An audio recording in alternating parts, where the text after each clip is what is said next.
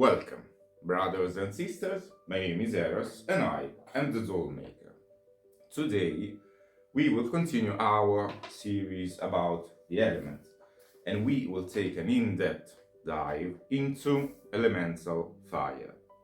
Now, fire is all about passion. So, creating traction from ourselves towards something or into others toward something. Passion also in the sense that we can use fire to stimulate desire, to enforce our willpower, our passion in what we do. In a sense, we are fueling our inner fire, our passion, or rekindling our passion through fire.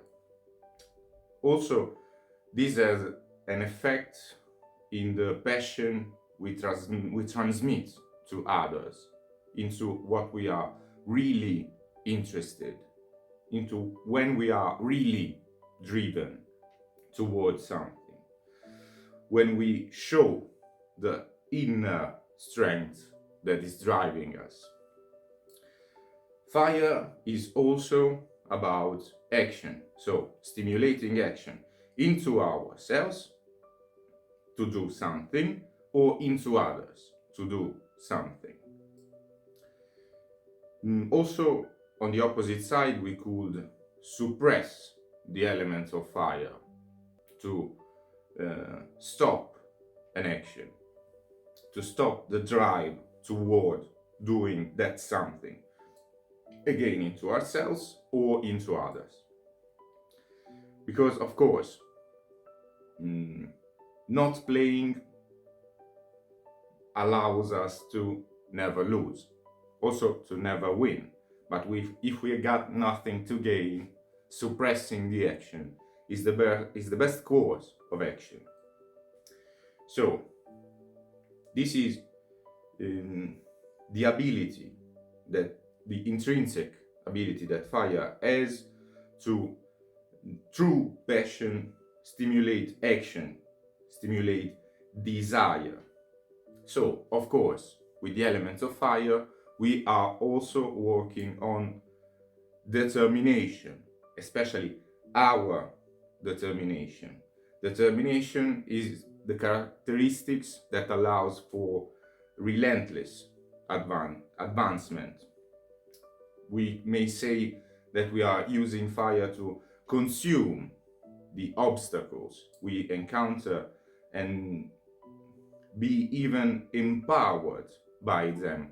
We are consuming these obstacles as a fuel for our fire. So, with determination, of course, we are using fire, our inner fire, to stimulate determination because we need fuel. But we also want to be in balance when we work with fire. We want to be in control of our fire. We don't want destructive wildfire wiping away everything. Determination is the heat of our fire, but also the control we have over the fire we started. We want our fire to burn constantly at an optimal temperature, which is defined by, in synthesis, being brave, being courageous without being stupid or out of control, acting out of the boundaries, if you want. Now, fire also speaks us about our intuition, our instinct, if you want. So, through fire, we can also work to manifest ways and opportunities, or to find ways and opportunities to do what we really want, what we are driven toward. So, this attitude of passion allows us to manifest, but is also perceived by others. So in turn, also others will facilitate our fire to burn in that direction, to take this course of action. These are the main reasons in general that we call upon fire to work with. Because fire is all about understanding our desire. It's teaching us to understand our desire. We want to keep in mind that we live life as an experience, and this experience that we live while we are here in this physical world is best, our life is best lived toward the realization of our true deep desires. So, controlling our flame, taking a controlled course of action, but also a powerful course of action toward what we really want. Feeding our inner flame in the direction we want it to take. We want to, yes, of course, use the elements of fire in magic to manifest the opportunity coming towards us, and we want to be like fire, unstoppable, controlled but unstoppable. So, as an analogy, fire is an active element. From a fighting standpoint, if you were to put yourself into the pentagram, the equilibrium of the elements, you will clearly see that elemental fire is positioned on your left leg. So, of course, if you are right-handed. Otherwise, just mirror yourself on the pentagram. So, the left leg is the leg that we use for clear advancement towards our targets, or even for powerful strikes, a little bit slower than the right hand that we've seen with air. This is because, of course, with fire we are in proportion to air, we are slowing down a little bit. So it allows us for swift, heavy strikes, but a little bit slower than the air. But it's mainly important, as we said, because it's the leg that decides the course of action, the advancement toward the target, taking action, closing distances, surpassing, facing obstacles. From a survival standpoint, we can clearly see with the rule of 3 that fire tells us you can survive 3 hours in harsh condition. So if we got this, reminds us of the necessity for balance when we work with fire, because of course we are at risk when there is too much fire, when we are overheating, or too little and we are freezing in stasis, not taking action, or too much uncontrolled action. I hope this was clear. So we need to keep in mind working with fire to control our fire, our passion, our desire, our course of action, but also to take them, to feed them, not too much, not too little. Now, let's start with the correspondences for fire. We can clearly see that the color is red. The season is summer, the hottest season. The timing related to fire during the day is the midday. And during our life, is the time of youth. The cardinal direction related to fire is south.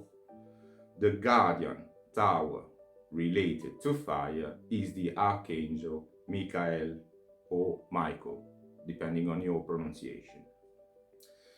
The suite of cards related to the element of fire is wands, and the chord cards related to fire are the four kings. The metal of fire is iron, even if in some tradition you may find, forgive me, you may find gold. This is a more alchemical reference, if you want. We usually work with iron for fire. From an alchemical standpoint, we are talking about the sulfur. In alchemy, fire is representative of the sublimated material.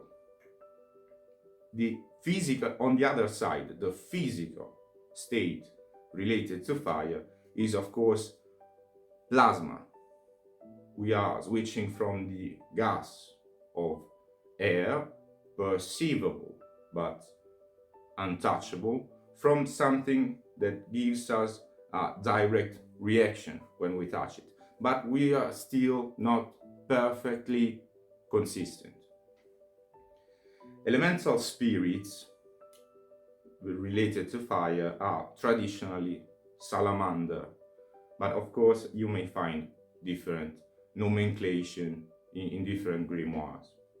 Physical animals related to fire are most of the predators, most of the reptiles, but we also find horses and